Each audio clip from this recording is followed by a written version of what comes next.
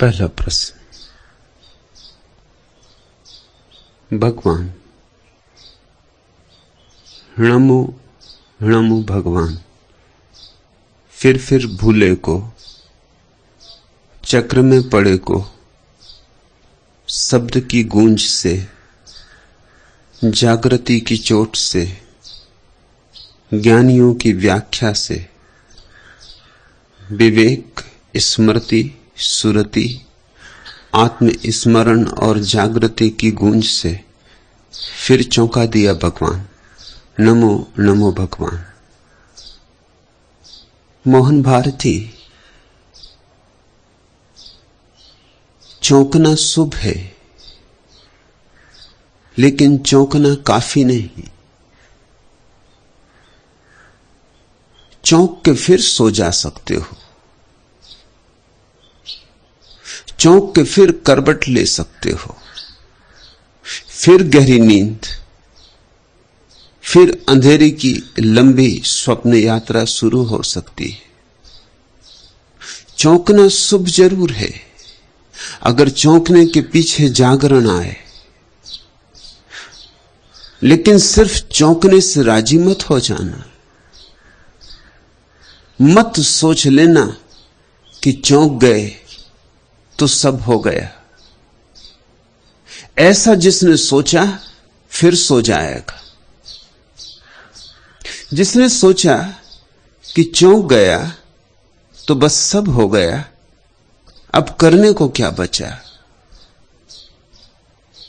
उसकी नींद सुनिश्चित है। और ध्यान रखना, जो बार बार चौंक के सो जाए, फिर धीरे धीरे चौंकना भी उसके लिए व्यर्थ हो जाता है। ये उसकी आदत हो जाती। चौंकता है सो जाता है, चौंकता है सो जाता है। तुम कुछ नए नहीं हो, कोई भी नया नहीं। न मालूम कितने बुद्धों, न मालूम कितने जिनों के पास से तुम गुजरे होगे, और न मालूम कितनी बार तुमने कहा होगा नमो नमो भगवान। फिर भूले को, चक्र में पड़े को चौंका दिया, और फिर तुम सो गए और चल पड़ा वही, फिर वही स्वप्न, फिर वही आपाधापी, फिर वही मन का विक्षिप्त व्यापार। चौंकने का उपयोग करो। चौंकना तो केवल शुरुआत है, अंत नहीं। सौभाग्य है, क्योंकि बहुत हैं जो चौंकते भी नहीं। ऐसे जड़, ऐसे बधिर हैं, उनके कान तक आवाज भी नहीं पहुंचती, और अगर पहुंच भी जाए तो वे उसकी अपने मन के अनुसार व्याख्या कर लेने में बड़े कुशल हैं। अगर ईश्वर भी उनके द्वार पर दस्तक दे तो वो अपने को समझा लेते हैं हवा का झोंका होगा, कि कोई राहगीर भटक गया होगा, कि कोई अनजान अपरिचित राह पूछने के लिए द्वार खटखटाता होगा। हजार मन की व्याख्याएं हैं अपने को समझा लेने की, और जिसने व्याख्या की उसने सुना नहीं। सुनो, व्याख्या ना करना। सुनो और चोट को पचा मत जाना। चोट का उपयोग करो। चोट सृजनात्मक है।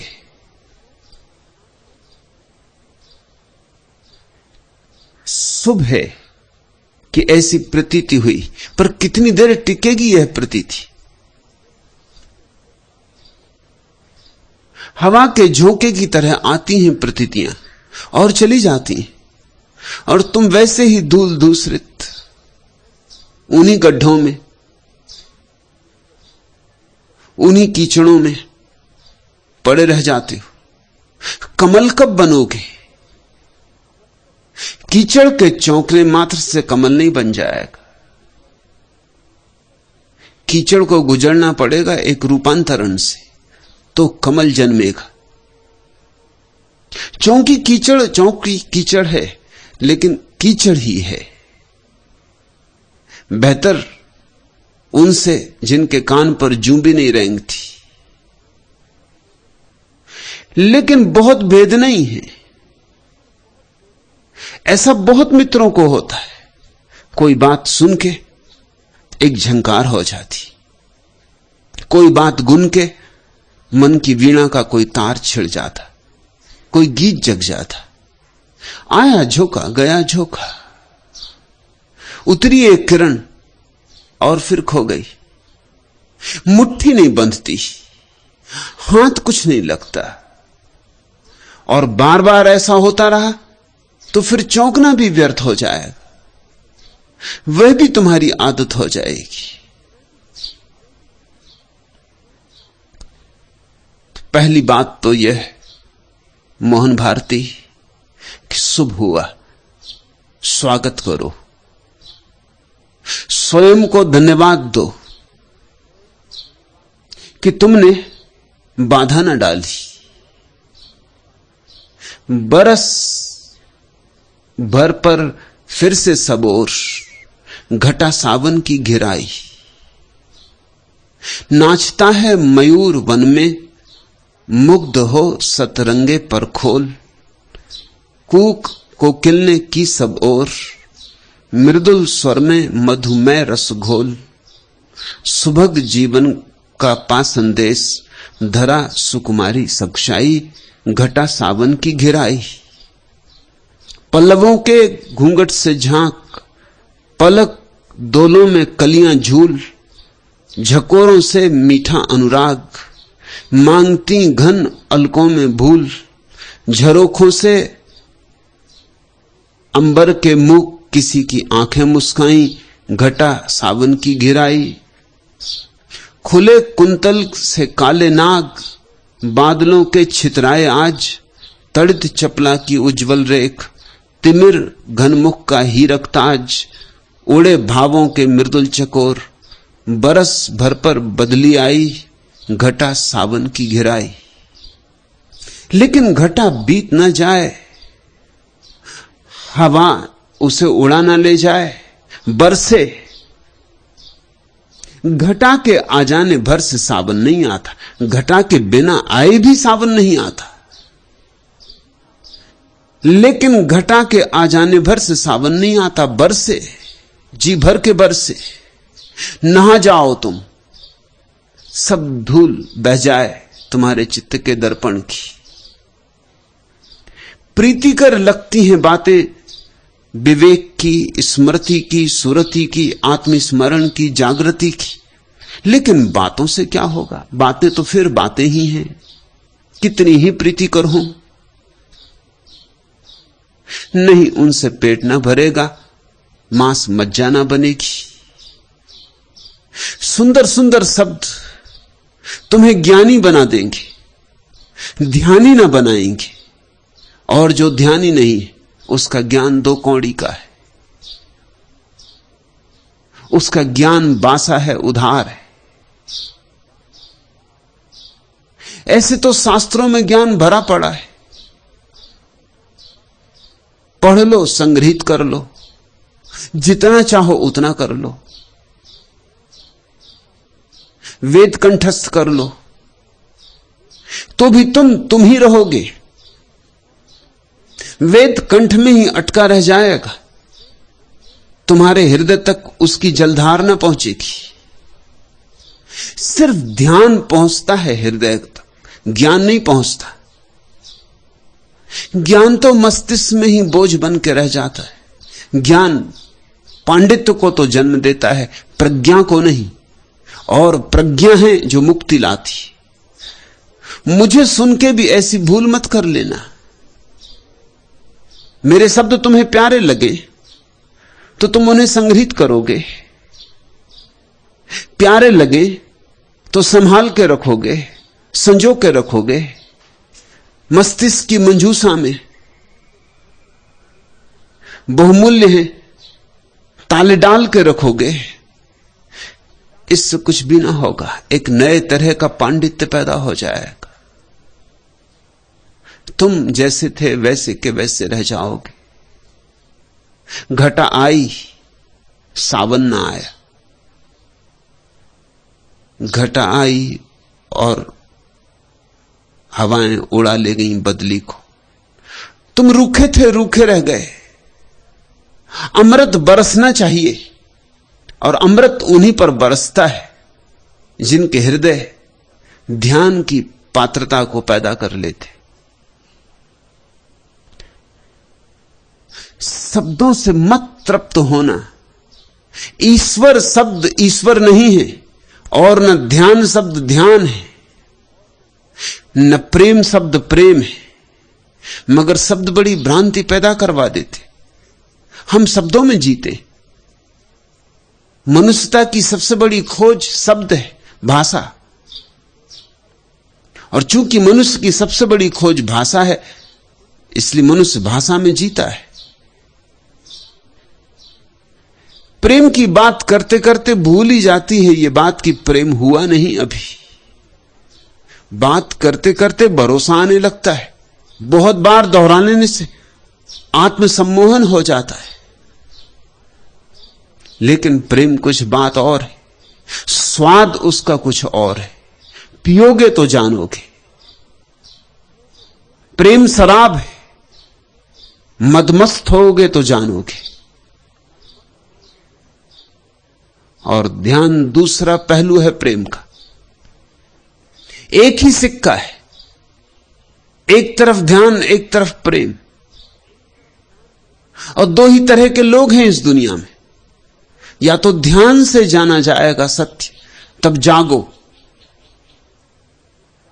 तब ये शब्द जो तुमने सुने और तुम्हें प्रीतिकर लगे, विवेक, स्मृति, सुरति, आत्मस्मरण, जागृति, इन सारे शब्दों में एक ही बात है, जागो। जो भी करो जागरूकता से करो। उठो, बैठो, चलो, लेकिन स्मरण न खोए, बोध न खोए। यंत्रवत मत चलो, मत उठो, मत बैठो। महावीर ने कहा है, विवेक से चले, विवेक से उठे, विवेक से बैठे। एक एक कृत्य जागृति के रस से भर जाए,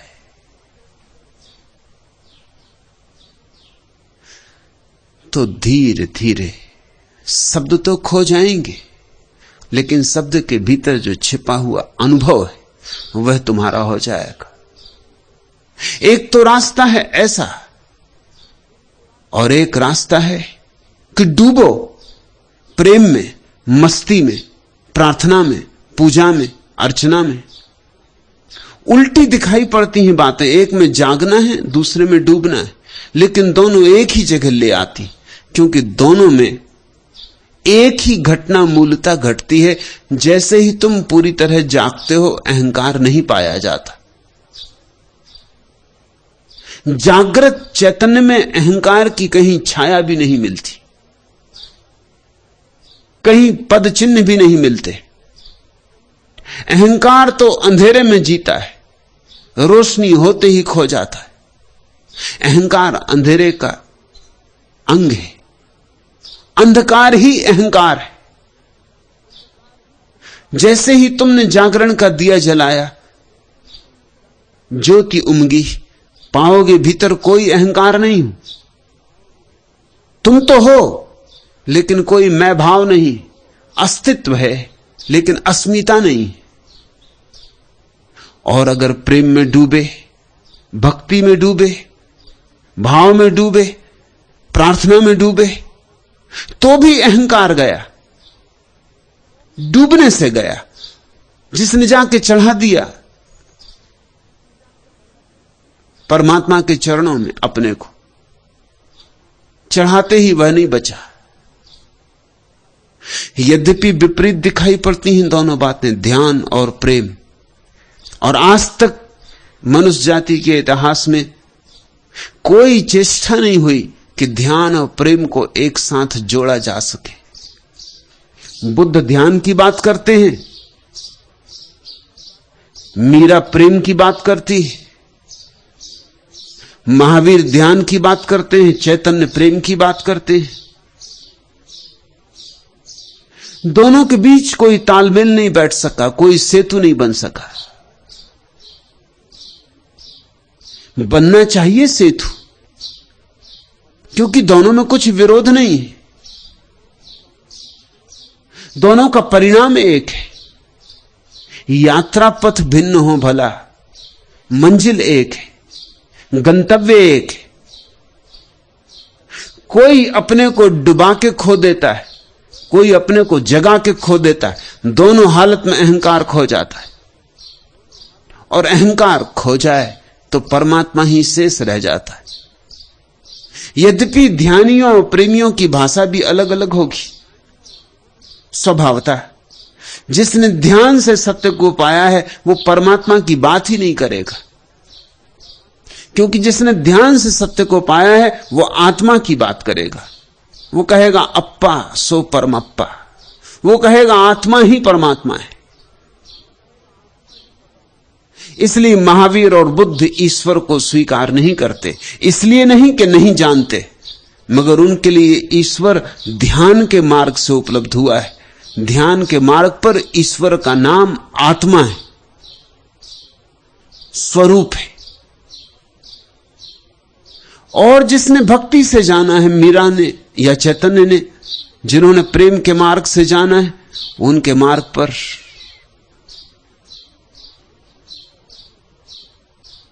अनुभूति तो वही है निरअहंकारिता की,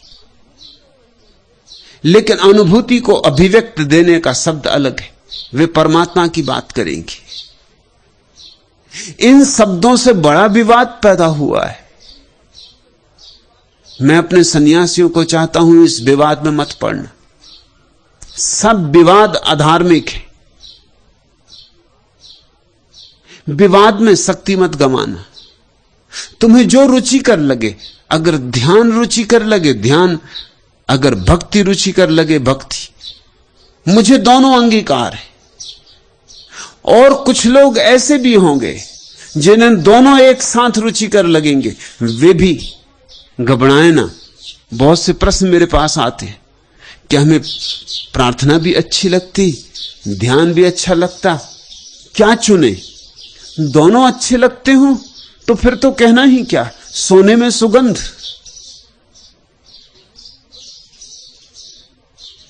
फिर तो तुम्हारे ऊपर ऐसा रस बरसेगा जैसा अकेले ध्यानी पे भी नहीं बरसता और अकेले भक्त पे भी नहीं बरसता।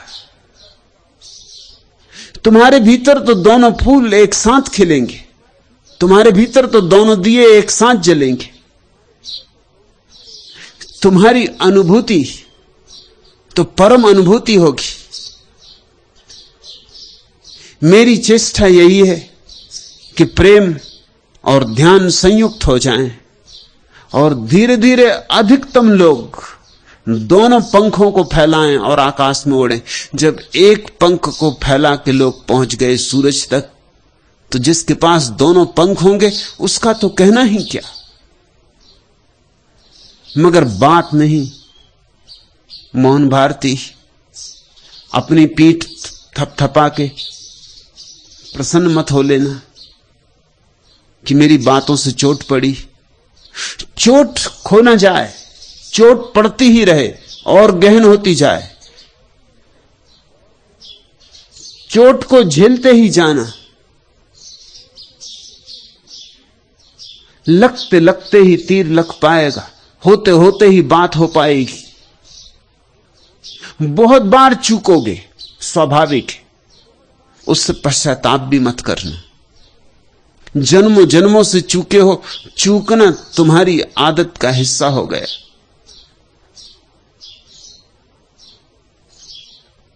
घबराना भी मत, क्योंकि जो पहुंचे हैं वे भी बहुत चूक चूक कर पहुंचे। कोई महावीर तुमसे कम नहीं चूके थे, कोई दरिया तुमसे कम नहीं चूके थे। अनंत अनंत काल तक चूकते रहे, पर फिर एक दिन पहुंचना हुआ। तुम भी अनंत काल से चूकते रहे हो, एक दिन पहुंचना हो सकता है। और चूकने वाले पहुंच गए, तुम भी पहुंच सकते हो। मगर जीवन बदलता है अनुभव से, अनुभूति से। एक मित्र ने पूछा है कि आपने कहा कि जड़वत गायत्री का पाठ करते रहने से कुछ सार नहीं, तो उन्होंने कहा है कि मैं तो यहां आपके आश्रम में भी लोगों को जड़वत ध्यान करते देख रहा हूं, इससे क्या सार है? भाई मेरे, तुमने ध्यान किया? तुम कैसे देखोगे दूसरों को कि वे जड़वत ध्यान कर रहे हैं या आत्मवत?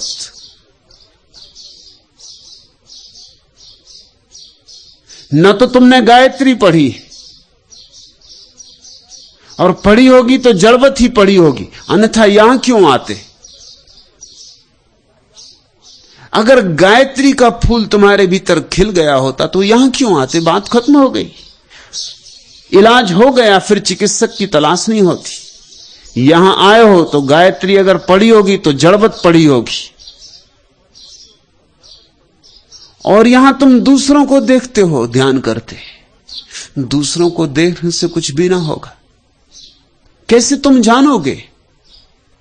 अगर दो प्रेमी एक दूसरे को गले लगा रहे हो तो कैसे तुम जानोगे कि वस्तुतः गले लगाने का अभिनय कर रहे हैं या सच में ही हृदय में उमंग उठी, प्रीति जगी, गीत बहा है?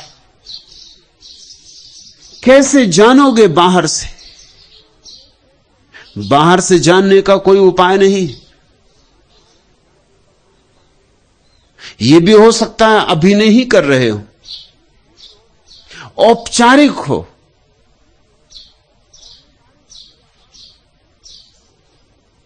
क्रियाकांड हो। यह भी हो सकता है कि वस्तुतः भीतर आनंद जगा हो,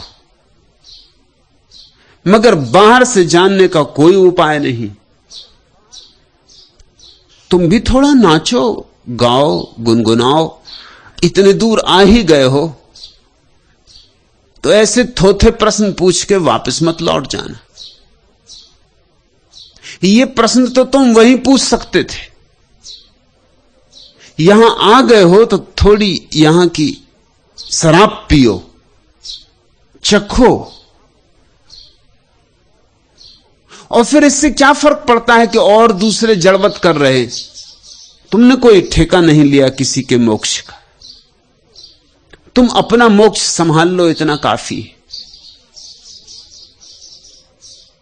अगर तुम्हारे भीतर ध्यान जग जाए तो सारी दुनिया जड़वत करती हो, ध्यान तो करने दो, चिंता ना लो।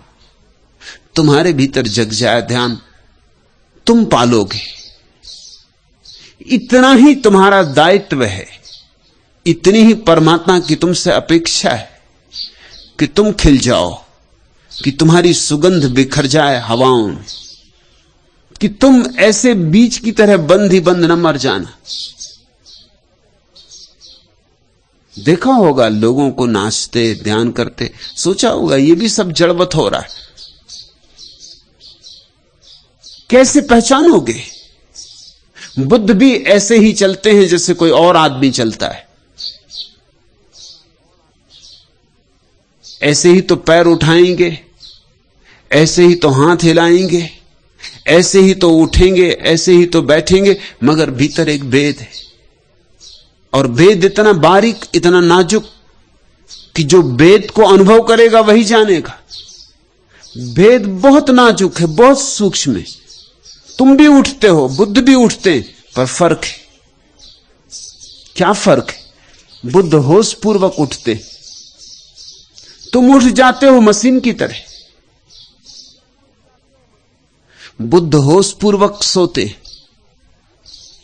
नींद में भी होश की एक धारा बहती रहती। कृष्ण ने कहा है, जो सबके लिए गहन रात्रि है, तब भी योगी जागा हुआ है। या निशा सर्वभूतायाम तस्याम जागृति संयमी। लेकिन तुम योगी को सोया हुआ देखोगे तो भेद न कर पाओगे योगी में और भोगी में, कि कर पाओगे भेद? दोनों एक से मालूम पड़ेंगे, दोनों सोए हैं। भेद भीतर है, बहुत भीतर है। भेद इतना आंतरिक और निजी है कि कोई दूसरा वहां निमंत्रित नहीं किया जा सकता।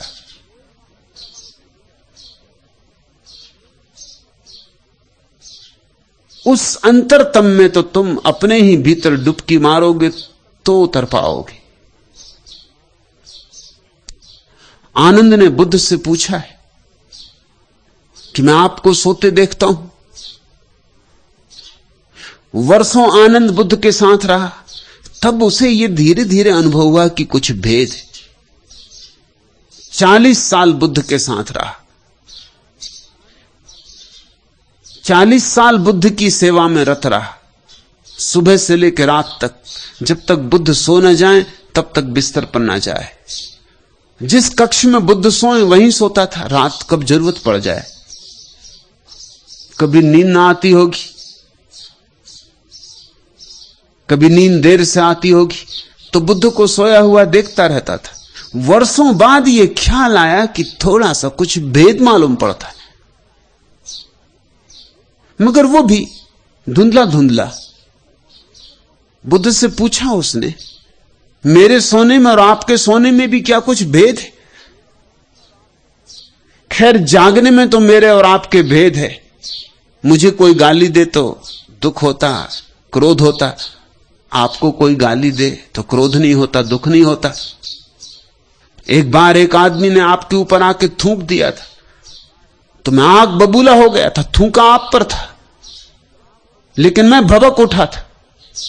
मेरा पुराना छतरी जाग उठा।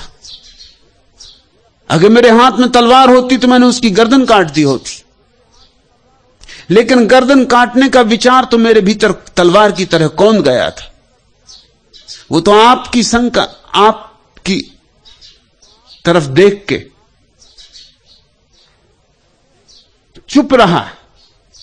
किस तरह अपने को चुप रख सका यह भी आज कहना कठिन है। एक क्षण को तो आप भी भूल गए थे, मगर फिर ख्याल आया था, संकोच आया था कि आपसे आज्ञा ले लूं, फिर इसे जवाब दूं। लेकिन आपने सिर्फ चादर से थूक को पोंछ लिया था और उस आदमी से कहा था, भाई कुछ और कहना है? तब तो मैं बहुत चौंका था, तब मुझे भेद दिखाई पड़ा था। मैं तो आग से जल उठा। मैं तो भूल ही गया सन्यास, मैं तो भूल ही गया ध्यान, मैं तो भूल ही गया सब ज्ञान। एक क्षण में वर्ष वर्ष पूछ गए, मैं वही का वही था। और आपसे पूछा था कि क्या इस आदमी को सजा दूं? यह आदमी सजा का हकदार है, इसको दंड मिलना ही चाहिए। तो आप हंसे थे और आपने कहा था, उसके थूकने से मैं इतना परेशान नहीं जितना तेरे दुखी और परेशान होने से परेशान। यह तो अज्ञानी है, क्षम्य है, मगर तू तो कितने दिन से ध्यान की चेष्टा में लगा है, अभी तेरा ध्यान इतना भी नहीं पका।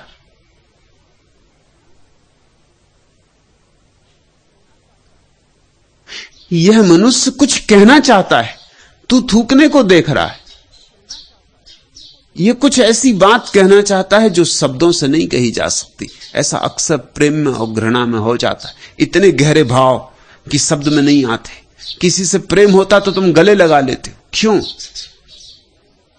क्योंकि भाषा में कहने से काम नहीं चलेगा, भाषा छोटी पड़ जाती। गले लगा के तुम यही तो कहते हो कि भाषा असमर्थ है, कुछ कृत्य करते हो। ऐसे ही यह आदमी क्रोध से जल रहा है, मेरी मौजूदगी से इसे पीड़ा है, मेरे शब्दों से इसे चोट लगी है, मेरे वक्तव्य ने इसकी धारणाओं को खंडित किया है। यह प्रज्वलित है, ये इतना प्रज्वलित है कि कोई गाली काम नहीं करेगी, इसलिए इस बेचारे को थूकना पड़ा है। इस पर दया करो। इसलिए मैं इससे पूछता हूं कि भाई कुछ और कहना है? ये तो मैं समझ गया, अब और भी कुछ कहना है या बस इतना ही कहना है? ये वक्तव्य है इसका, थूकने को मत देखो। तो आनंद ने कहा, मैंने वो दिन तो देखा, ऐसे बहुत दिन देखे। जागने में तो भेद है, पर यह मैंने ना सोचा था कि सोने में भी भेद होगा। लेकिन कल रात देर तक नींद ना आई, बैठकर मैं आपको देखता रहा। पूरा चांद आकाश में था, वृक्ष के नीचे आप सोए थे। उस चांद की रोशनी में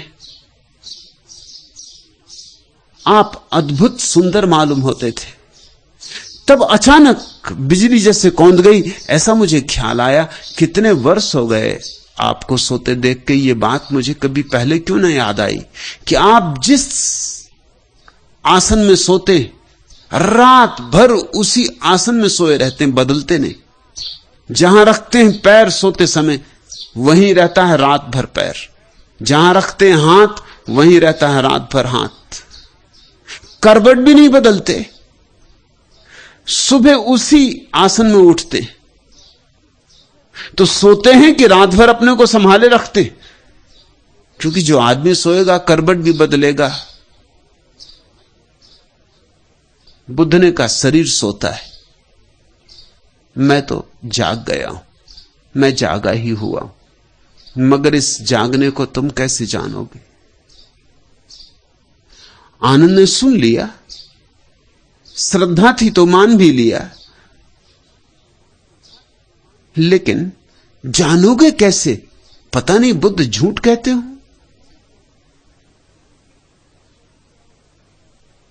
पता नहीं सिर्फ अभ्यास कर लिया हो एक ही करवट सोने का। आखिर सर्कस में लोग क्या क्या अभ्यास नहीं कर लेते। तुम भी कर सकते हो एक ही करवट सोने का अभ्यास।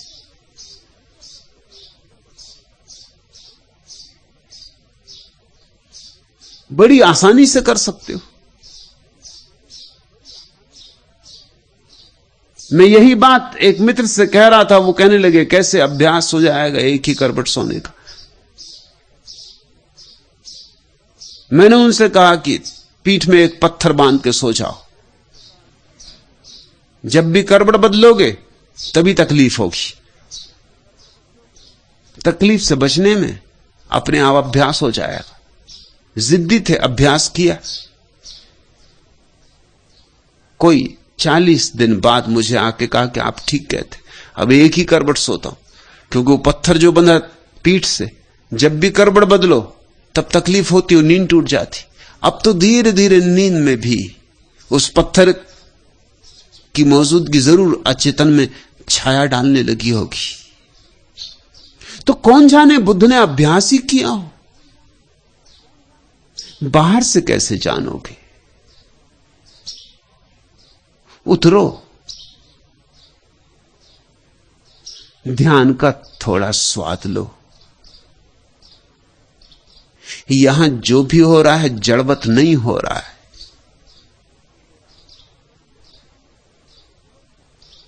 जड़वत ही करना हो तो दुनिया में बहुत स्थान है करने को, यहां आने की जरूरत नहीं। जो जड़वत प्रक्रियाओं से ऊब गए हैं, परेशान हो गए हैं, कर कर थक गए हैं और कुछ भी नहीं पाया है, सिर्फ विषाद हाथ लगा है, वे ही यहां आए। नहीं तो मेरे साथ जुड़ने की बदनामी कौन ले? मेरे साथ जुड़ने का उपद्रव कौन सहे? उतनी कीमत वही चुकाता है जो बहुत बहुत द्वार खटखटा चुका है और जिसे अपना मंदिर अभी नहीं मिला है। लेकिन खड़े होकर दूर से मत देखते रहना, नहीं तो तुम यही ख्याल लेके जाओगे कहीं गायत्री हो रही है, यहां ध्यान हो रहा है, मगर सब जड़वत। कैसे तुमने ये निर्णय ले लिया कि ये जड़वत हो रहा है? जरा लोगों की आंखों में देखो, जरा लोगों के आनंद में झांको। उनकी मस्ती को थोड़ा पहचानो, मगर वह पहचान भी तभी होगी जब भीतर तुम्हारे भी थोड़ी नई हवाएं बहें, सूरज की नई किरणें उतरे, तुम्हारा मन मयूर नाचे। तब मोहन भारती चौंक गए। सुबह घटा घिराई, सुबह मंगलगान करो, पर घटा बरसे। बहुत हो चुकी देर ऐसे भी, अब घटा बिना बरसे ना जाए। ये अमीरस बरसे, तुम इसमें भीगो, और भीगने लगोगे तो पाओगे अंत नहीं। जितने भीगोगे उतने ही पाओगे और भी भीगने को शेष है। जैसे जैसे सावन आएगा लगेगा और भी सावन आने को शेष है। एक फूल क्या खिला तो वसंत थोड़ी आ गया। एक वसंत एक फूल के खिलने से नहीं। फूल तो खबर देता है कि आ रहा वसंत, आ रहा वसंत। हजार हजार फूल खिलेंगे, लाख लाख फूल खिलेंगे। एक एक व्यक्ति के भीतर इतनी क्षमता है कि सारे वेद, सारे कुरान, सारी गीताएं, सारे धम्मपद एक एक व्यक्ति के भीतर खिल सकते।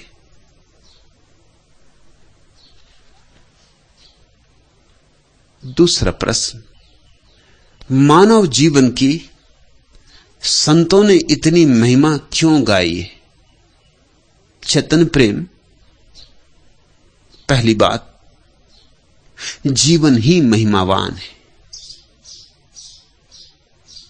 जीवन परमात्मा की अपूर्व भेंट है।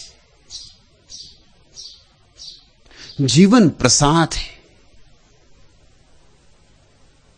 तुमने कमाया नहीं, तुम गमा भला रहे हो, मगर कमाया तुमने नहीं। उतरा है तुम पर, किसी अज्ञात लोक से बरसा है। तुमसे किसी ने पूछा तो ना था कि होना चाहते हो या नहीं। पूछता भी कैसे जब तुम थे ही नहीं, तो तुमसे पूछता कोई कैसे? जीवन अपने आप में महिमावान है। जीवन से फिर सारे द्वार खुलते हैं, फिर ध्यान के और प्रेम के और मोक्ष के और निर्वाण के सारे द्वार जीवन से खुलते हैं। जीवन अवसर है, महत अवसर है। चाहो बना लो, चाहे मिटा दो, चाहे गा लो गीत, चाहे तोड़ दो बांसुरी, जीवन महान अवसर है। तो पहली तो बात, जीवन ही अपने आप में अपूर्व है। फिर मनुष्य जीवन तो और भी अपूर्व, क्योंकि वृक्ष यद्यपि जीवित है पर बड़े संकीर्ण अर्थों में, और पक्षी भी जीवित है थोड़े वृक्ष से ज्यादा, लेकिन फिर भी बड़ी सीमा है। पशु भी जीवित है, पक्षियों से शायद थोड़े ज्यादा, लेकिन फिर भी बड़ी सीमा है। मनुष्य इस पृथ्वी पर सबसे ज्यादा संभावनाओं को लेकर पैदा होता है। मनुष्य इस जगत में सबसे बड़े फूलों के बीज लेकर पैदा होता है। इसलिए मनुष्य जीवन की महिमा गाई है। चौराहा है मनुष्य का जीवन, वहां से रास्ते चुने जा सकते, वहां से नरक का रास्ता भी चुना जा सकता है और स्वर्ग का भी, और रास्ते पास पास है। एक ज़ेन फकीर के पास जापान का सम्राट मिलने गया था। सम्राट की अकड़, झुका भी तो भी झुका नहीं, औपचारिक था झुकना। फकीर से कहा, मिलने आया हूं, सिर्फ एक ही प्रश्न, पूछना चाहता हूं। वही प्रश्न मुझे मथे डालता है। बहुतों से पूछा है, उत्तर संतुष्ट करे कोई ऐसा मिला नहीं। आपकी बड़ी खबर सुनी कि आपके भीतर का दिया जल गया है। आप निश्चित ही आशा लेकर आया हूं कि मुझे तृप्त कर देंगे। फकीर ने कहा, व्यर्थ की बातें छोड़ो, प्रश्न को सीधा रखो, दरबारी औपचारिकता छोड़ो, सीधी सीधी बात करो, नगद। सम्राट थोड़ा चौंका। ऐसा तो कोई उससे कभी बोला नहीं था। थोड़ा अपमानित भी हुआ, लेकिन बात तो सच थी। फकीर ठीक ही कह रहा था कि व्यर्थ की लंबाई में क्यों जाते हो, कान को इतना उल्टा क्यों पकड़ना, बात करो सीधी, क्या है प्रश्न तुम्हारा। सम्राट ने कहा, प्रश्न मेरा यह है कि स्वर्ग क्या है और नर्क क्या है। मैं बूढ़ा हो रहा हूं और यह प्रश्न मेरे ऊपर छाया रहता कि मृत्यु के बाद क्या होगा, स्वर्ग या नर्क। फकीर के पास उसके शिष्य बैठे थे, उन्होंने कहा, सुनो, इस बुद्धू की बातें सुनो। बुद्धू सम्राट को, और सम्राट से कहा कि कभी आईने में अपनी शक्ल देखी। ये शक्ल लेके और ऐसे प्रश्न पूछे जाते। और तुम अपने को सम्राट समझते हो। तुम्हारी हैसियत भिकमंगा होने की भी नहीं। ये भी कोई उत्तर था। सम्राट तो एकदम आग बबूला हो गया। म्यान से उसने तलवार निकाल ली, नंगी तलवार, एक क्षण और कि फकीर की गर्दन धड़ से अलग हो जाएगी। फकीर हंसने लगा और उसने कहा, यह खुला नरक का द्वार।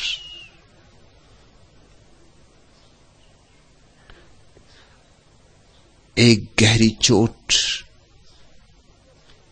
एक अस्तित्वगत उत्तर, यह खुला नरक का द्वार। समझा सम्राट। तत्क्षण तलवार म्यान में भीतर चली गई। फकीर के चरणों पर सिर रख दिया। उत्तर तो बहुतों ने दिए थे, शास्त्रीय उत्तर, मगर अस्तित्वगत उत्तर, ऐसा उत्तर कि प्राणों में चुभ जाए तीर की तरह, ऐसा स्पष्ट कर दे कोई कि कुछ और पूछने को शेष न रह जाए। यह खुला नरक का द्वार। झुक गया फकीर के चरणों में। अब इस झुकने में औपचारिकता न थी, दरबारीपन न था, अब यह झुकना हार्दिक था। फकीर ने कहा, और यह खुला स्वर्ग का द्वार। पूछना है कुछ और ध्यान रखो, स्वर्ग और नरक मरने के बाद नहीं। स्वर्ग और नरक जीने के ढंग है, शैलियां हैं। कोई चाहे यहीं स्वर्ग में रहे, कोई चाहे यहीं नरक में रहे, कोई चाहे सुबह स्वर्ग में रहे, सांझ नरक में रहे, कोई चाहे क्षण भर पहले स्वर्ग और क्षण भर बाद नरक। और ऐसा ही तुम्हारी जिंदगी में रोज घट रहा है। मनुष्य जीवन की महिमा है। इस सम्राट में क्या खूबी थी? बोध। ये बात किसी पशु और पक्षी को नहीं समझाई जा सकती थी, और जिन मनुष्यों को न समझाई जा सके, जानना कि वे केवल नाम मात्र को मनुष्य हैं, होंगे पशु पक्षी। ये सम्राट निश्चित मनुष्य रहा होगा। मनुष्य शब्द देखते हो, मनन से बना है, जिसमें मनन की क्षमता है।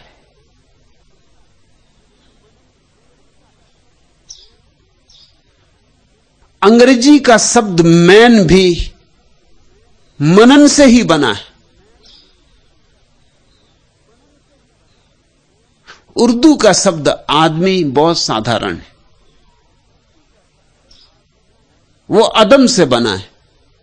अदम का अर्थ होता है मिट्टी, मिट्टी का पुतला। वो आदमी की असलियत नहीं है। आदमी शब्द में आदमी की असलियत नहीं है, केवल खोल है। मिट्टी का पुतला है, ये तो सच है, लेकिन मिट्टी के पुतले के भीतर कौन छिपा है? मृणमय में चिन्मय छिपा है। मिट्टी का दिया है माना, लेकिन जो ज्योति जल रही वो मिट्टी नहीं है।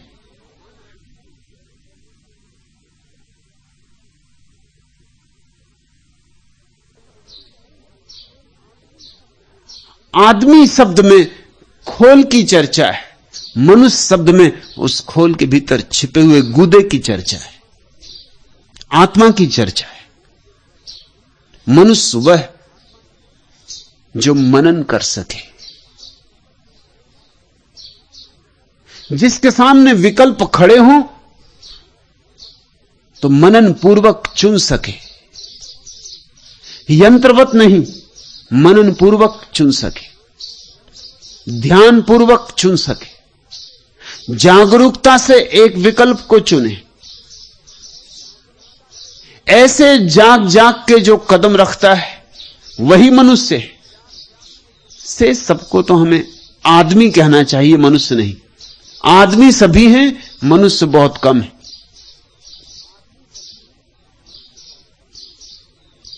मनुष्य जीवन की महिमा है क्योंकि मनन की क्षमता है।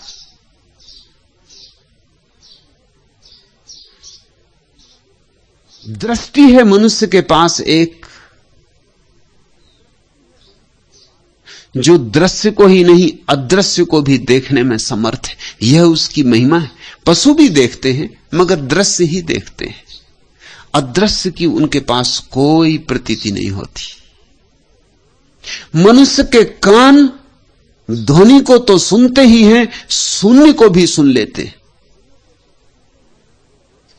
और मनुष्य के हाथ पार्थिव को तो पकड़ ही लेते हैं, अपार्थिव को भी पकड़ लेते हैं।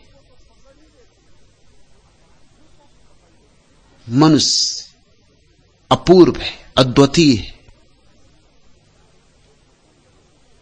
इसे तुम अपने अहंकार की घोषणा मत बना लेना। यह तुम्हारे अहंकार की घोषणा नहीं है। सच पूछो तो ये जो मैं मनुष्य की परिभाषा कर रहा हूं, यह परिभाषा तभी तुम्हारे जीवन का अनुभव बनेगी जब अहंकार छूटेगा। ऐसा मत सोच रहा कि आहा मैं मनुष्य हूं तो मेरी बड़ी महिमा है। ये तुम्हारी महिमा नहीं कह रहा हूं मैं, ये मनुष्यत्व की महिमा कह रहा हूं। ये तुम्हारे भीतर जो संभावना छिपी है उसकी महिमा का गीत गा रहा हूं। तुम जो हो सकते हो, जो तुम्हें होना ही चाहिए, जो तुम में जरा बोध हो तो तुम जरूर हो ही जाओगे, जो अपरिहार्य है अगर तुम में जरा सोचो, जरा समझो। पूछते हो तुम कि मानव जीवन की संतों ने इतनी महिमा क्यों गाई? एक तो जीवन महिमावान, फिर वह भी मानव का जीवन। और संत ही गा सकते हैं महिमा, क्योंकि उन्होंने ही मनुष्य को उसकी परिपूर्णता में देखा है। वैज्ञानिक मनुष्य को उसकी परिपूर्णता में नहीं देखता। उसके लिए तो मांस, मज्जा, हड्डी, यही मनुष्य समाप्त हो जाता है। मनुष्य उसके लिए देह से ज्यादा नहीं। उसे कोई आत्मा मनुष्य में नहीं मिलती। मनुष्य एक बहुत जटिल यंत्र है, बस इतना, इससे ज्यादा नहीं। क्योंकि चीरफाड़ करके वैज्ञानिक देखता है कहीं आत्मा पकड़ में आती नहीं, और जो पकड़ में ना आए विज्ञान उसे इंकार कर देता है। इसलिए विज्ञान मनुष्य की बहुत महिमा नहीं गा सकता। अगर विज्ञान का प्रभाव बढ़ता चला गया तो मनुष्य की महिमा कम होती जाएगी, कम होती गई है। प्राचीन समय में जानने वाले कहते थे मनुष्य देवताओं से जरा नीचे, और वैज्ञानिक से पूछो तो वो कहता मनुष्य बंदर से जरा ऊपर। बहुत फर्क हो गया, देवताओं से जरा नीचे और बंदर से जरा ऊपर। ये भी शायद वैज्ञानिक बिना बंदरों से पूछे कह रहा है, नहीं तो बंदर कहेंगे कि मनुष्य और हमसे जरा ऊपर। कहां हम वृक्षों पर और कहां तुम जमीन पर।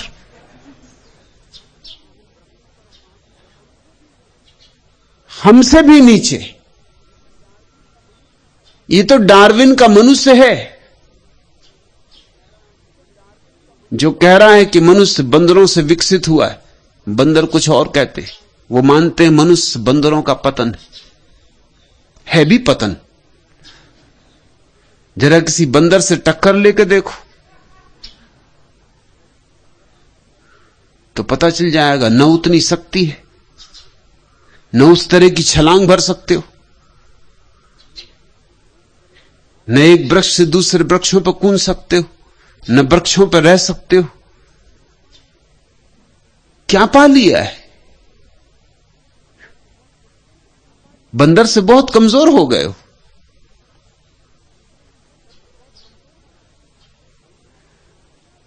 बंदरों से पूछा जाए तो वो कुछ और कहेंगे, वो हंसेंगे, खिलखिलाएंगे। मैंने एक कहानी सुनी, एक टोपियों को बेचने वाला सौदागर लौट रहा था मेले से टोपियां बेचकर। चुनाव करीब आते थे और गांधी टोपियां खूब बिक रही थी। सौदागर खूब कमाई कर रहा था। दिन भर गांधी टोपियां बिकी थी। थका था, राह में एक वृक्ष के नीचे, बरगद के एक वृक्ष के नीचे थोड़ी देर विश्राम को रुका। थकान ऐसी थी, ठंडी हवा, वृक्ष की छाया, झपकी लग गई। जब आंख खुली तो जिस पिटारी में टोपियां कुछ और बच गई थी वो खुली पड़ी थी, टोपियां सब नदारद थी।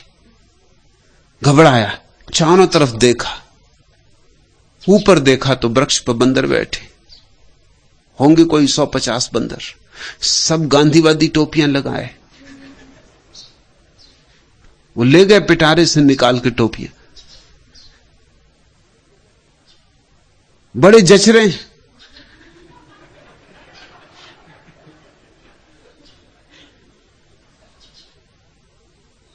बिल्कुल भारतीय संसद के सदस्य मालूम होते। घबराया सौदागर, कभी इनसे टोपियां कैसे वापस ले ली। तब उसे याद आई कभी सुनी बात कि बंदर नकलची होते। तो उसके अपने सिर पे एक ही टोपी बची थी, वो उसने निकाल के फेंक दी। उसका फेंकना टोपी का कि सारे बंदरों ने टोपियां निकाल के फेंक दी। टोपियां बटोर के बड़ा प्रसन्न सौदागर घर लौट आया। अपने बेटे से कहा कि देख, याद रखना, कभी ऐसी हालत आ जाए तो अपनी टोपी निकाल के फेंक देना। फिर ऐसी हालत आई। समय बीता, सौदागर बहुत बूढ़ा हो गया। फिर बेटा उसकी जगह गांधी टोपी बेचने लगा। लौटता था एक दिन, वही वृक्ष, थका मांदा, विश्राम को लेटा, झपकी खा गया और वही हुआ जो होना था। आंख खुली, टोकरी खाली पड़ी थी। याद आया, ऊपर देखा, बंदर बड़े मस्ती से टोपी लगाए बैठे थे। याद आई बाप की सलाह, अपनी टोपी निकाल के फेंक दी। लेकिन जो हुआ वह नहीं सोचा था। एक बंदर को टोपी नहीं मिली थी, वो नीचे उतरा और ये टोपी भी ले गए।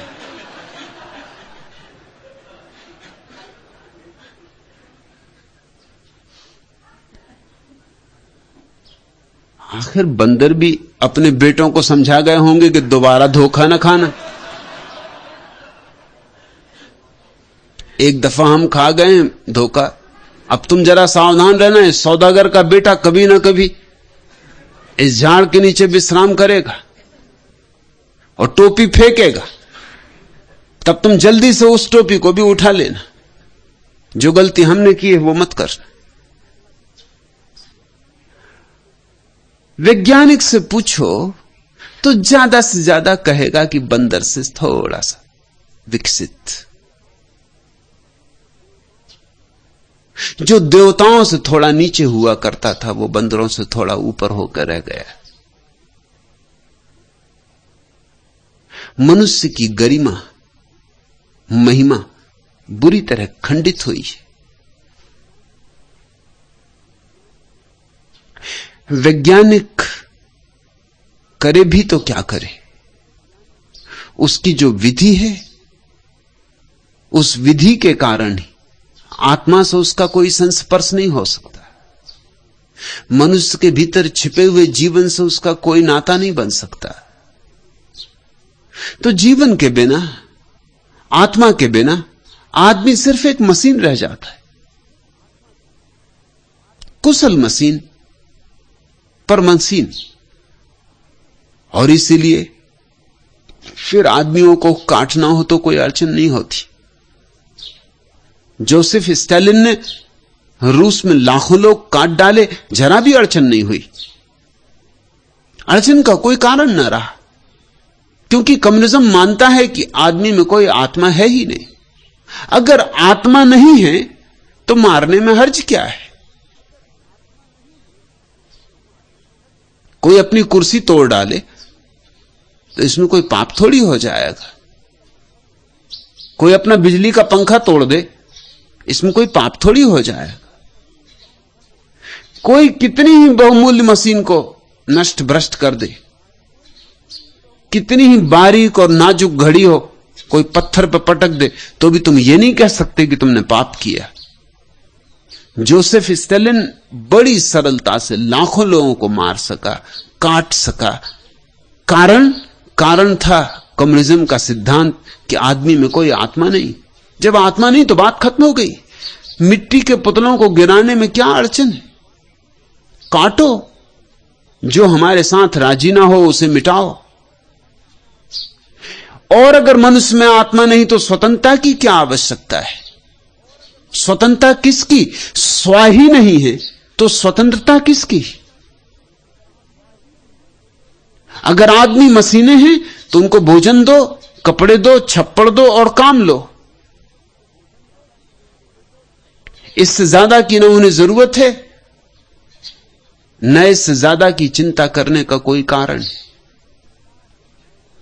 जीसस ने कहा है मनुष्य केवल रोटी के सहारे नहीं जी सकता, लेकिन कम्युनिज्म यही कहता है कि रोटी के अतिरिक्त आदमी को और चाहिए भी क्या।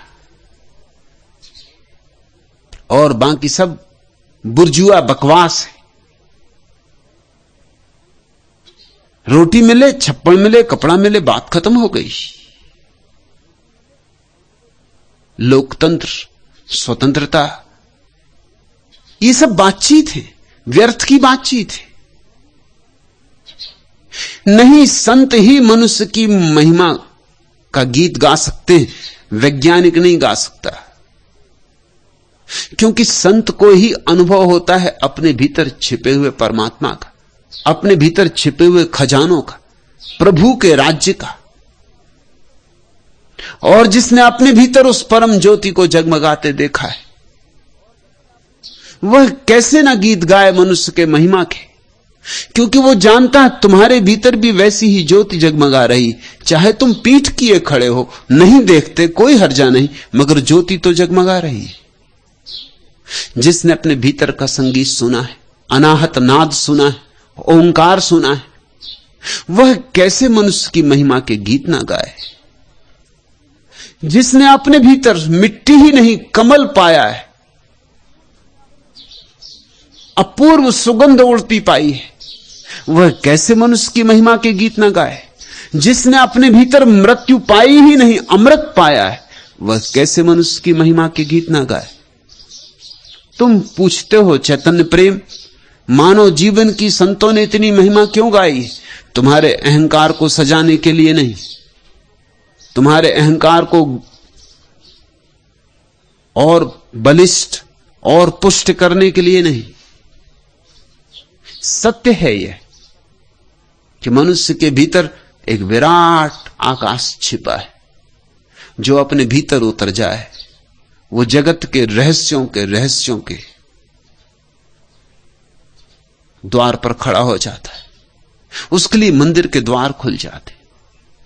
जो अपने भीतर की सीढ़ियां उतरने लगता है वह जीवन के मंदिर की सीढ़ियां उतरने लगता है। जो अपने भीतर जितना गहरा जाता है उतना ही परमात्मा का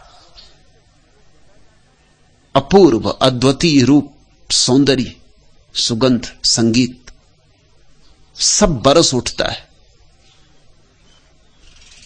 कितना है जीवन अनमोल।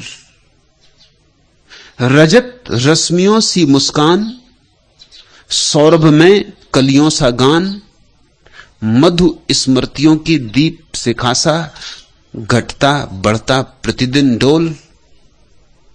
अकथित आहों का विश्वास, अनुरंजित भावों का श्वास, तुहिन बिंदु सा निर्निमेष इस ढलता दुख सुख में द्रखोल।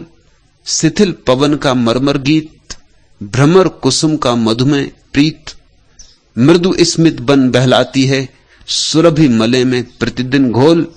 मृदु आकांक्षाओं का व्यापार, इच्छाओं का पल पल भार। रोम रोम कंपित कर जाता, स्वर संगम को भ्रमवश तौल। कितना है जीवन अनमोल।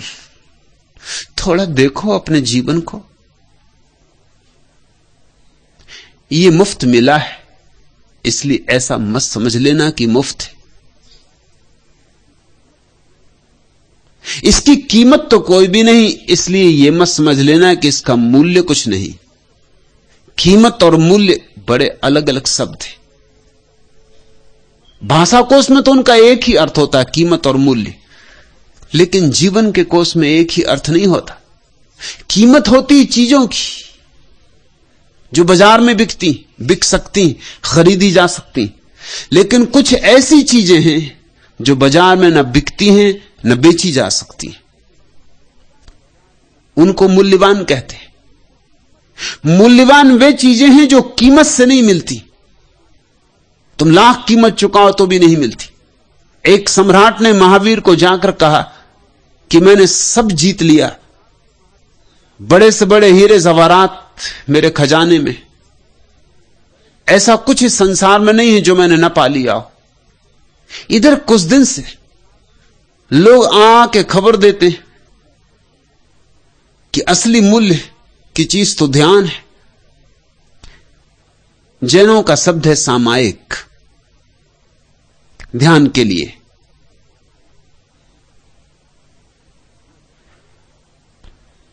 ठीक शब्द है, प्यारा शब्द है, उसके अपने मूल्य हैं। सम हो जाना, समता को उपलब्ध हो जाना, समभाव को उपलब्ध हो जाना, सम्यक्त्व को उपलब्ध हो जाना।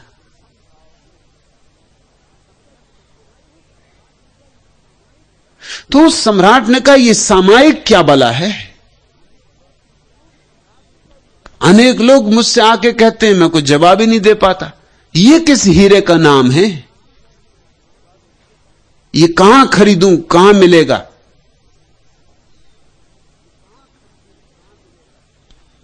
महावीर हंसे होंगे, सामायिक कहीं खरीदी जा सकती, ध्यान कहीं खरीदा जा सकता, कि ध्यान कहीं बाजार में बिक सकता।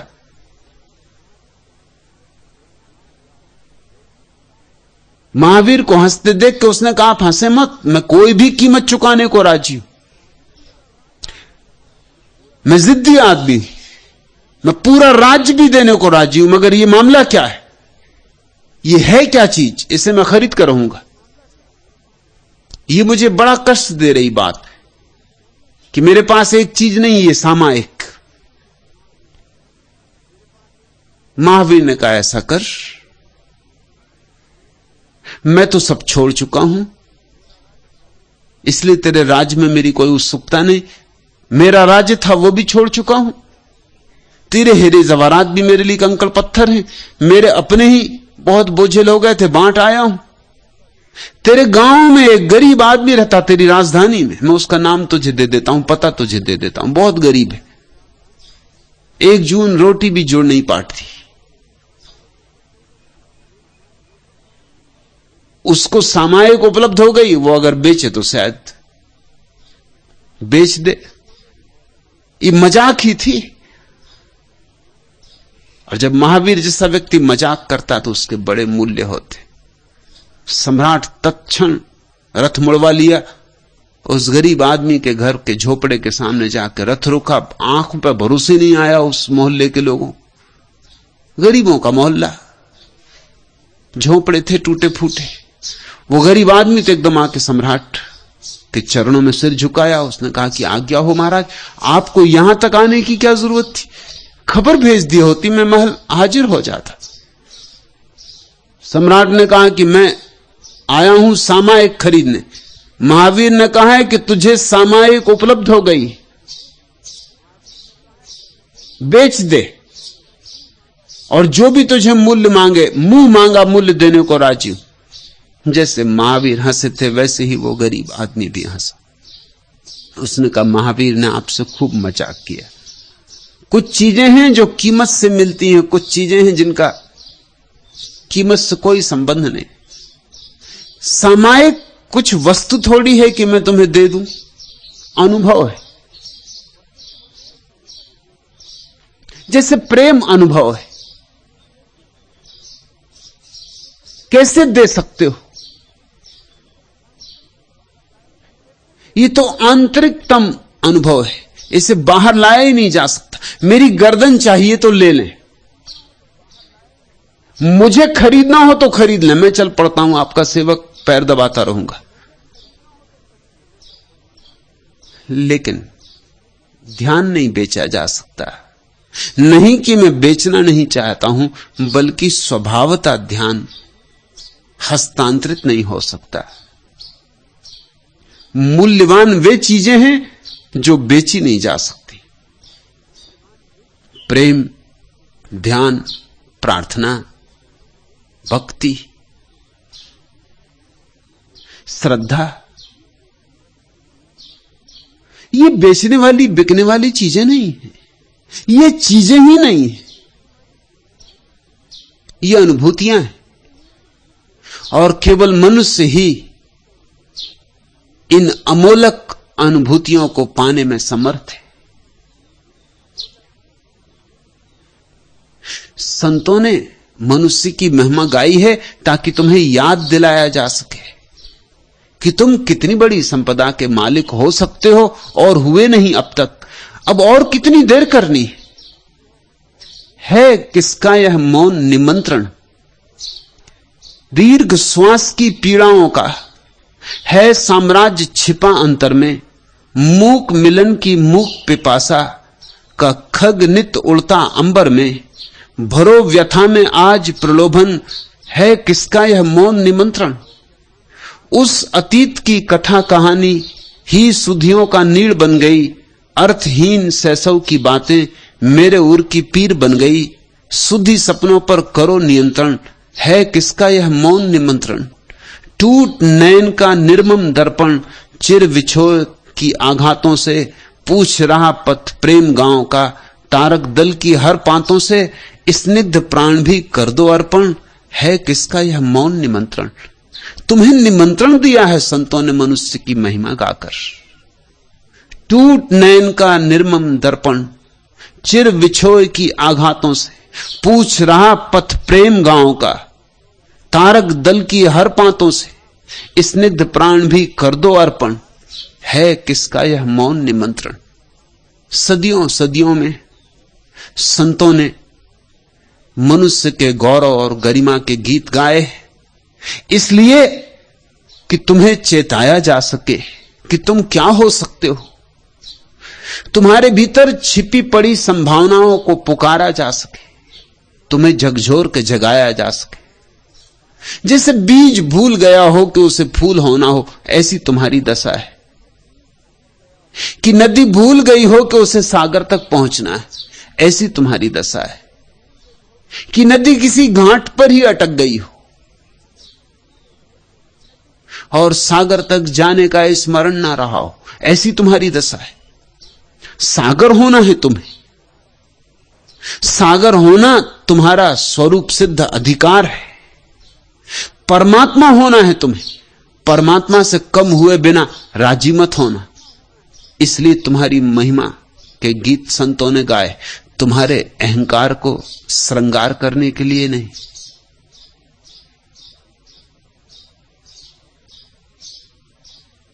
तीसरा प्रश्न,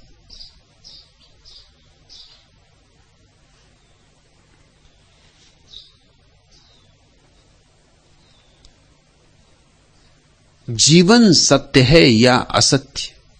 कृष्ण तीर्थ, जीवन अपने में न तो सत्य है और न असत्य। जीवन अपने में तो सिर्फ एक अवसर है,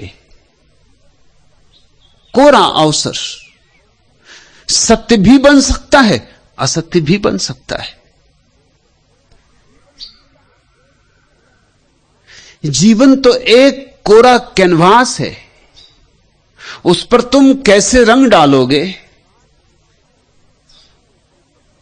उस पर तुम अपनी तुलिका लेकर क्या उभारोगे, तुम पर निर्भर है। तुम मालिक हो, अपने आप में बनी बनाई कोई चीज नहीं है, कोई रेडीमेड। जन्म के साथ तुम्हारे हाथ में जीवन नहीं दे दिया गया है। जन्म जीवन नहीं है, जन्म तो केवल सिर्फ तुम्हें एक अवसर है। अब तुम जीवन को बनाओ। जीवन एक सृजन है, जीवन ना तो सत्य है और ना असत्य। बुद्ध ने भी एक जीवन बनाया, कबीर ने, नानक ने, मोहम्मद ने, दरिया ने। एक जीवन तैमूर लंग ने भी बनाया, नादिर शाह ने, हिटलर ने।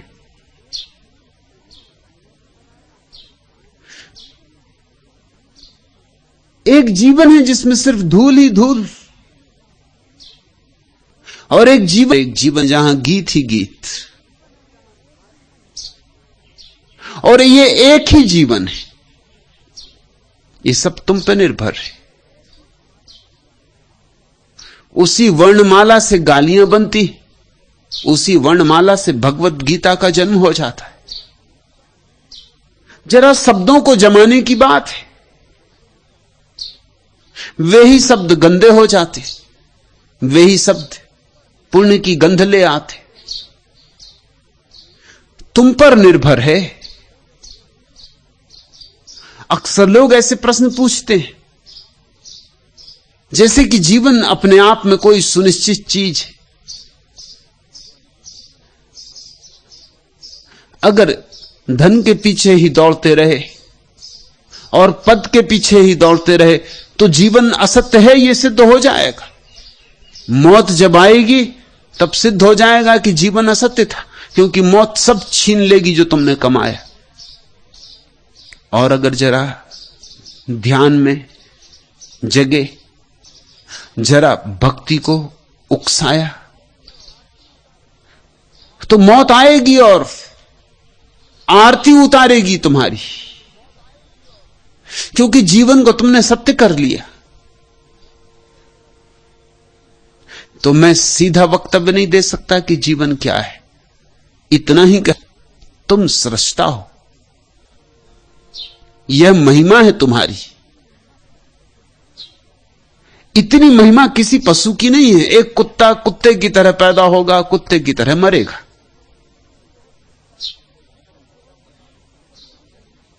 लेकिन बहुत से मनुष्यों को भी हम कहते हैं कुत्ते की तरह मरते। पैदा हुए थे मनुष्य की तरह, मरते कुत्ते की तरह। ये तो बड़ी अजीब बात हो गई। कुत्ता तो क्षम्य है, कुत्ते की तरह पैदा हुआ था, कुत्ते की तरह मरा। भाषा में कहावत है ना, कुत्ते की मौत। वो कुत्ते के संबंध में नहीं है, क्योंकि कुत्ते का क्या कसूर। कुत्ता पूरा का पूरा पैदा होता है। अवसर नहीं है कुत्ते के जीवन में। न तो बुद्ध हो सकता है, न चंगेज खान हो सकता है, न स्वर्ग न नरक। कुत्ता पूरा का पूरा पैदा होता है। इसलिए तुम किसी कुत्ते से यह नहीं कह सकते कि तुम थोड़े कम कुत्ते हो, या कि कह सकते हो, हां आदमी से कह सकते हो कि तुम जरा थोड़े कम आदमी मालूम होते हो। किसी से कह सकते हो कि तुम आदमी कब होगे, कि तुम्हें आदमी होना है या नहीं होना है। आदमी हो, आदमी हो जाओ। मगर जानवरों के संबंध में यह सब सत्य नहीं हो सकते। सिंह सिंह है, कुत्ता कुत्ता है, पीपल पीपल है, बरगद बरगद है, जो जो है वैसा है।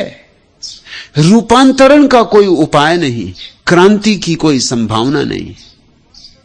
मनुष्य क्रांति की संभावना है। मनुष्य मनुष्य की तरह पैदा नहीं होता,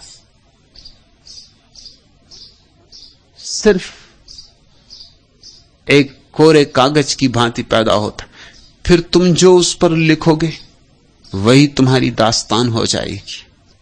और ऐसे ही धक्के खाते रहे बेहोशी के, ऐसे ही चलते रहे जैसे कोई शराबी रास्ते पर चलता रहता, तो जीवन असत्य हो जाएगा। एक शराबी रास्ते पर चल रहा है, एक पैर तो उसने सड़क पर रखा हुआ और एक सड़क के किनारे की पटरी पर।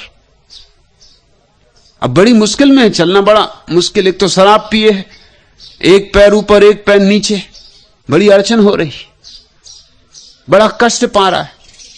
एक आदमी ने पूछा कि भाई तुम बड़े कष्ट में मालूम पड़ते हो। उसने कहा कष्ट में मालूम ना पड़ूं तो क्या पढ़ूं, कोई भूकंप हो गया या क्या हुआ, लेकिन भी होश नहीं। एक और शराबी, वो बाएं तरफ से दाएं तरफ जाता है, दाएं तरफ से बाएं तरफ आता है, घर पहुंचने का तो सवाल ही नहीं रहा।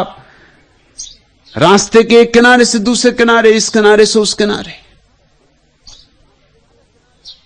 फिर किसी ने पूछा कि तुम कर क्या रहे हो, तो उसने कहा कि मुझे उस तरफ जाना है। उस तरफ जाता हूं और लोगों से पूछता हूं कि मुझे उस तरफ जाना, तो वो इस तरफ भेज देते। इस तरफ आता हूं, लोगों से पूछता हूं मुझे उस तरफ जाना है, वो दूसरी तरफ भेज देते। मगर मैं उस तरफ पहुंच ही नहीं पाता जहां पहुंच। एक और शराबी है, सांझ घर पहुंचा है,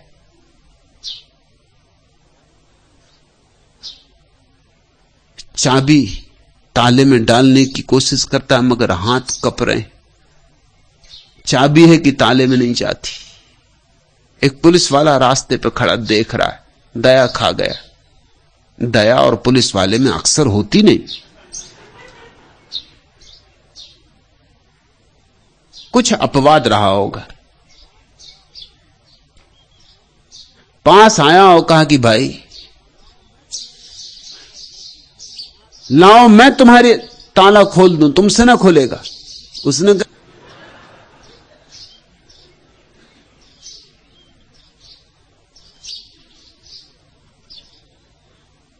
धन की और पद की दौड़ में अगर तुम मूर्छित रहे, अगर व्यर्थ को संग्रहित करने में ही सारा जीवन गंवाया, अगर अंधे की भांति जिए और अंधे की भांति मरे, और ध्यान नहीं है तो समझना कि अंधे हो। आंख रहते अंधे हो। अगर कूड़ा करकट को ही बीनते रहे मौत आएगी और तुम पाओगे जीवन असत्य था। घड़ी दो घड़ी अपने लिए निकाल लो।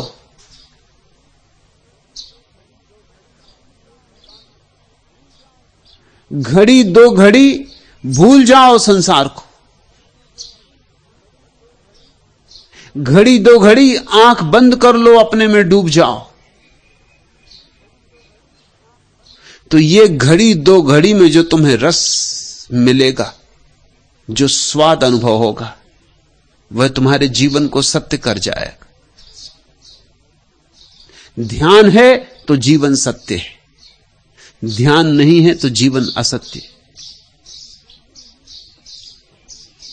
यदि सत्य नहीं जीवन में कुछ, यहां जीवन की मनुहारों को अब विधि की छलना कैसे कह दूं? यदि सत्य नहीं जीवन में कुछ तो सपना भी कैसे कह दूं? बंधन जीवन का भार, कभी बंधन से होता प्यार, कभी बनता भी और बिगड़ता भी आशा का लघु संसार, कभी अपनापन आज न अपना है, किसको कैसे अपना कह दूं? यदि सत्य नहीं जीवन में कुछ तो सपना भी कैसे कह दूं? ना तो जीवन को सत्य कहा जा सकता है और ना सपना कहा जा सकता है, सब तुम पर निर्भर है। ज्ञानियों ने कहा है संसार असत्य है, जीवन असत्य है, वो तुम्हारी वजह से कहा है। भीड़ तो अंधों की है। आंख वाला कभी कोई एकांत होता है, आंख वाले की बात तो अपवाद है, और अपवाद से केवल नियम सिद्ध होता है। बुद्धों ने अगर कहा है कि जीवन असत्य है तो तुम्हें देखकर कहा है, ख्याल रखना, ये तुम्हारे जीवन के संबंध में कहा है। बुद्ध का जीवन तो असत्य नहीं। अगर बुद्ध का जीवन असत्य है तो फिर सत्य होगा ही क्या? बुद्ध का जीवन तो परम सत्य है। लेकिन बुद्ध ने जब कहा संबंध में यह वक्तव्य है, तुम्हारा जीवन असत्य है क्योंकि तुम्हारा जीवन व्यर्थ की तलाश में लगा है। तुम मृग मरीचिकाओं के पीछे भाग रहे हो, तुम इंद्रधनुषों को पकड़ने की कोशिश में लगे हो। दूर से बड़े सुंदर, दूर के ढोल सुहावने, जब इंद्रधनुषों पे हाथ बांध लोगे मुट्ठी तो कुछ भी ना मिलेगा, भाप भी ना मिलेगी, शायद पानी की कुछ 2-4 बूंदें हाथ में छूट जाएं। न कोई रंग होगा, न कोई सौंदर्य होगा।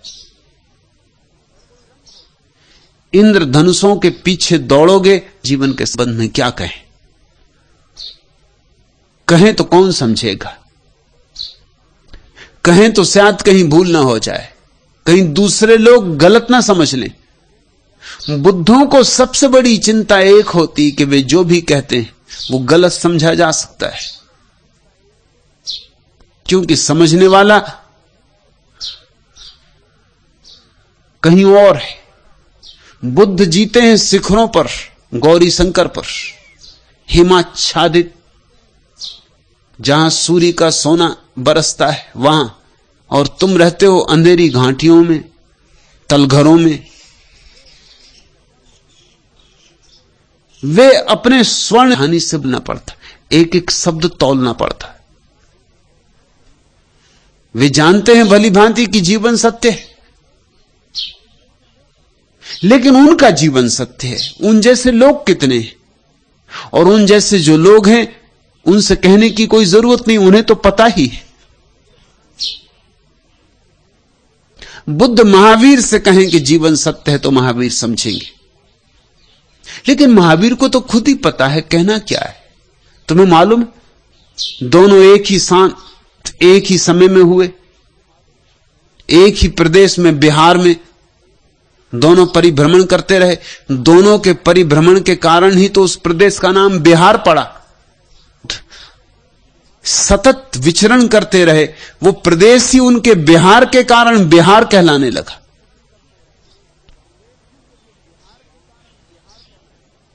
कभी कभी एक ही गांव में ठहरे मगर मिलना नहीं हुआ, और एक बार तो ऐसा भी हुआ कि एक ही धर्मशाला में ठहरे फिर भी वार्ता ना हुई।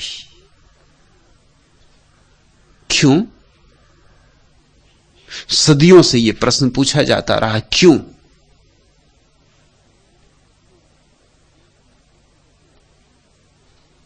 जैनों से पूछोगे तो वो कहेंगे अगर बुद्ध को मिलना था तो आना था महावीर के पास।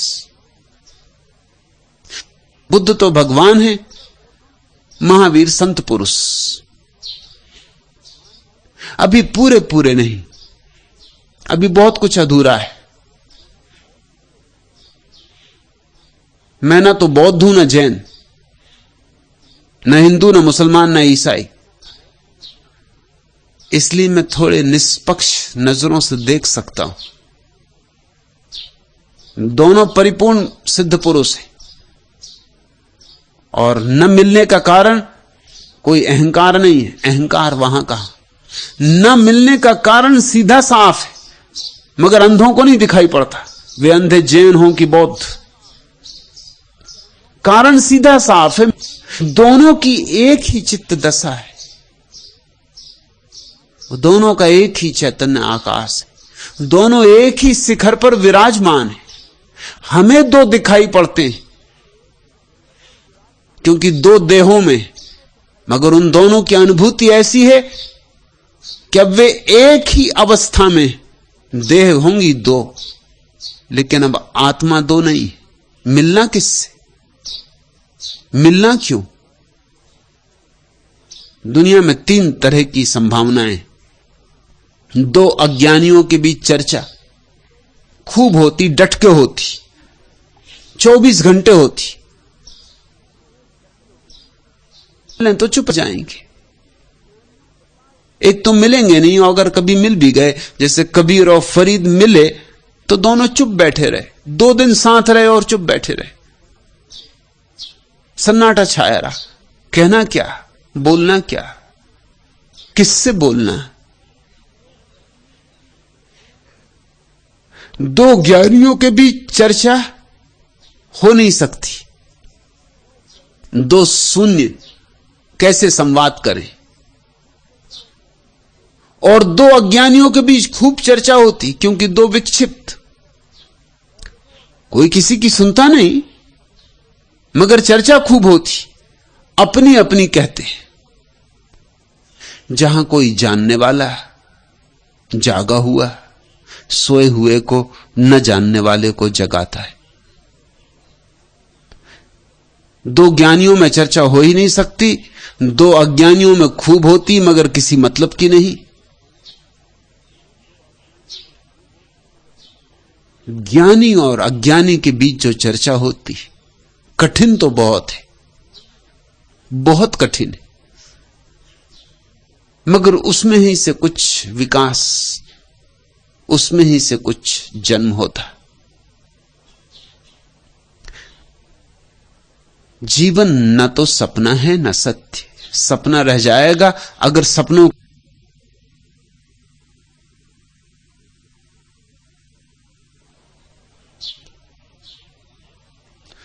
तुम उखड़ती सांस की अनगूंज, जीवन का अडिग विश्वास वाला गीत मैं हूं। यह नहीं संघर्ष में झेली व्यथा तुमने, राह में झूलता रंगीन झूलों में। व्यथा का भाग पाया हम सभी ने, किंतु विस्बन छा गया है वह तुम्हारी चेतना पर। जबकि मैंने झेल उसको प्राण में पाया नया उन्मेष जीवन की प्रभा का।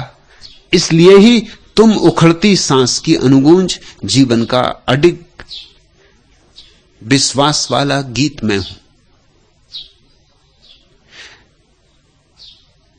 जीवन में क्रोध है, घर बना दे, मिट्टी को छू दे और सोना हो जाए, उसी कला का नाम धर्म है। क्रोध को करुणा बनाया जा सकता है, काम को राम बनाया जा सकता है,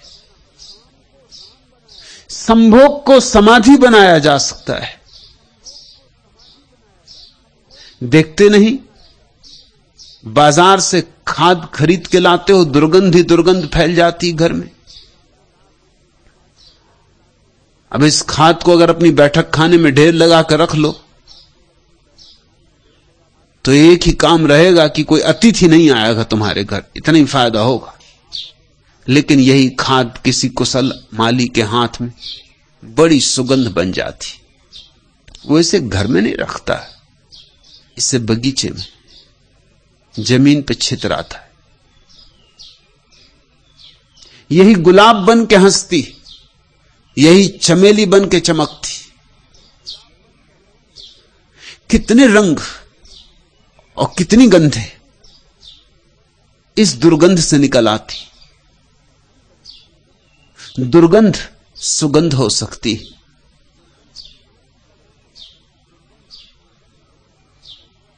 इसी रसायन का नाम धर्म है।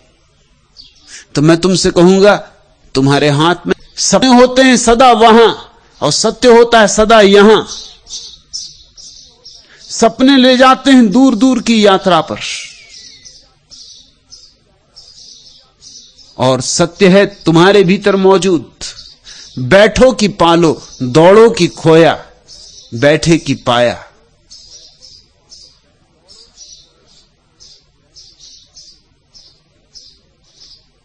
मेरे जीवन की बगिया में पतझड़ यह भेजा है तुमने ही, स्वागत है। और क्या मांगूं तुमसे, वृक्षों की डालों से जीर्ण पीत पत्र जो झरझर झर झर रहे, गंधहीन कांटे ये उलझे जो लताओं में कोही। और क्या मांगू तुमसे?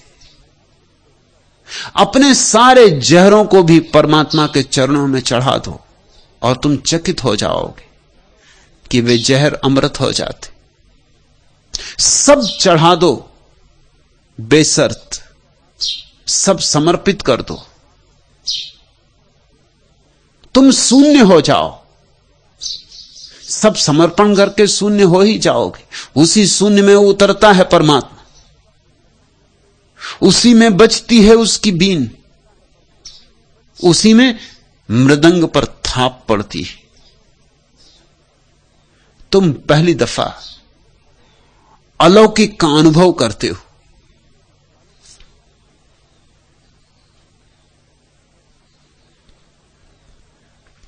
आखिरी प्रश्न, भगवान बलिहारी प्रभु आपकी अंतर ध्यान दिलाए। मंजू,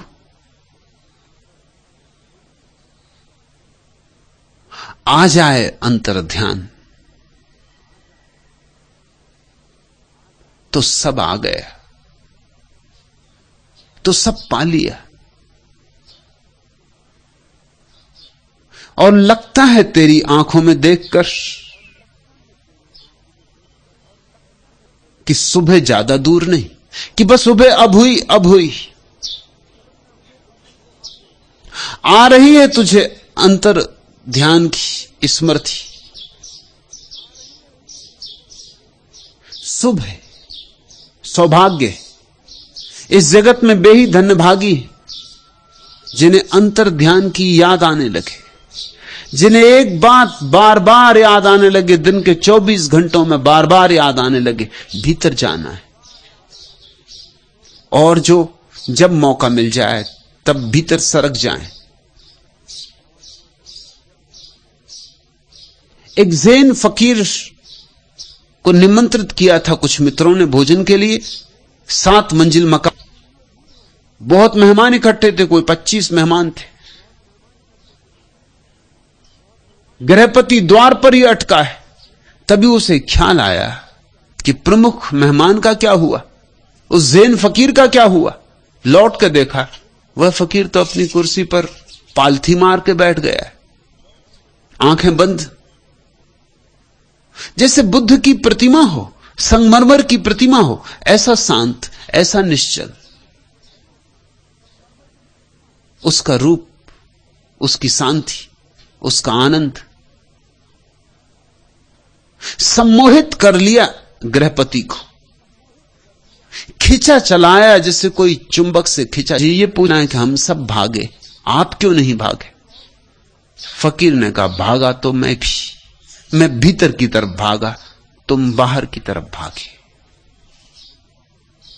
जहां जिसकी मंजिल है, जहां जो सोचता है सुरक्षा है, उस तरफ भागा। और मैं तुमसे कहता हूं, तुम्हारा भागना व्यर्थ, क्योंकि भूकंप यहां भी है, भूकंप 6वीं मंजिल पर भी है, भूकंप 5वीं मंजिल पे भी है, भूकंप 4थी मंजिल पे भी है, भूकंप सब मंजिलों पर है। भाग कहां रहे हो? जो 5वीं मंजिल पे हैं वो भी भाग रहे हैं, जो 3री मंजिल पे हैं वो भी भाग रहे हैं। भूख कहूंगा कि नहीं भागा, तुम्हारी समझ में ना आया हो, क्योंकि तुम एक ही तरह के भागने को पहचानते हो। मैं हाथ पैर से नहीं भागा, मैंने शरीर का उपयोग नहीं किया, क्योंकि इसका उपयोग तो बाहर की तरफ भागना हो तब करना होता है। शरीर तो मैंने शिथिल छोड़ दिया, विश्राम में छोड़ दिया और सरक गया अपने भीतर। वहां बड़ी सुरक्षा है, क्योंकि वहां अमृत है, वहां कोई मृत्यु नहीं। चिंता थी मुझे तो सिर्फ एक, कि कहीं ऐसा ना हो कि भीतर पहुंचने के पहले मर जाऊं। बस जब भीतर पहुंच गया फिर निश्चिंत हो गया। अब कैसी मौत, अब किसकी मौत? खुले वातायन से आती हुई जुन्हाई साही, तेरी छवि का सुधि सम्मोहन आज बिखर कर सिमट चला है मेरे मन में। छलक उठा है उर का गागर किसी एक अज्ञात ज्वार से, किन सपनों के मदिर भार से, किन किरणों के परस प्यार से। पल भर में यूं आज अचानक यह किस रूप परी विरहन के उर की पीड़ा, मेरे जी में भी चुपके से तिर आई है यूं अनजाने। गूंज उठा है अंतर जीवन किस फेनिल अरुणाभ राग से, किन फूलों के मधुपराग से पुलकित हो आया है आकुल मधु समीर। जी के इस कानन में भी ठहरे हुए तालाब का पानी हिला दिया।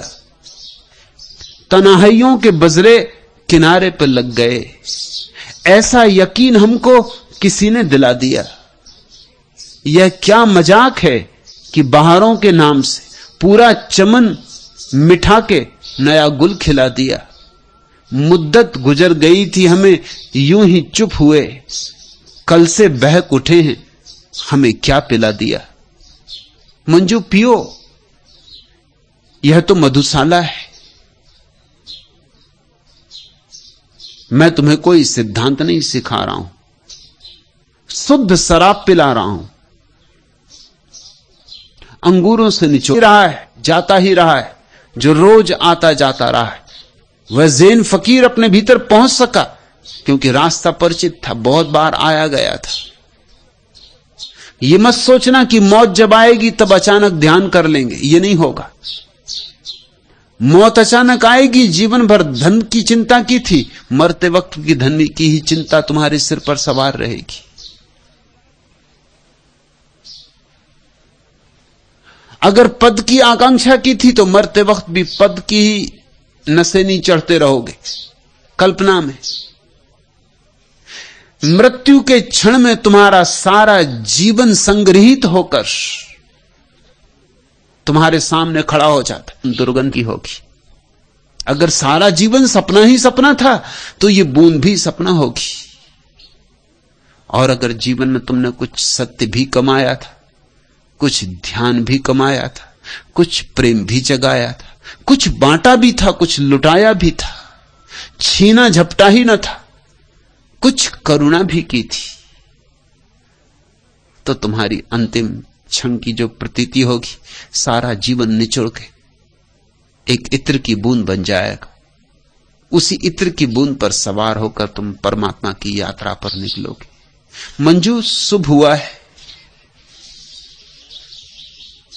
अब इस घड़ी को, इस जिनको हम साधारण जन कहते हैं, सांसारिक जन, उनको क्या फिक्र, उनके पास गंवाने को कुछ है ही नहीं। हमारे पास एक शब्द है योग भ्रष्ट, उसकी तौल का दूसरा शब्द नहीं है भोग भ्रष्ट। तुमने कभी ऐसा शब्द सुना, भोग भ्रष्ट? भोग भ्रष्ट होता ही नहीं। समतल जमीन पे चलोगे तो कहीं गिरोगे, लेकिन पहाड़ों की ऊंचाइयों पर चढ़ोगे तो गिर सकते हो। योग भ्रष्ट होता है। मंजू, एक घड़ी करीब आ रही सरकती हुई, जो बड़ी कीमत की होगी। अंतर्ध्यान की याद आनी शुरू हुई है, लेकिन सजग होकर, खूब सजग होकर 2-4 कदम और फिर मैं तुमसे कहता हूं, सुबह करीब है, आखिरी तारे ढलने लगे, सूरज उगा, अब उगा, तब उगा, जरा प्रतीक्षा, जरा धैर्य, और वह महत्वपूर्ण घटना घट सकती है जिसकी तलाश में सारे लोग जाने अनजाने भटक रहे।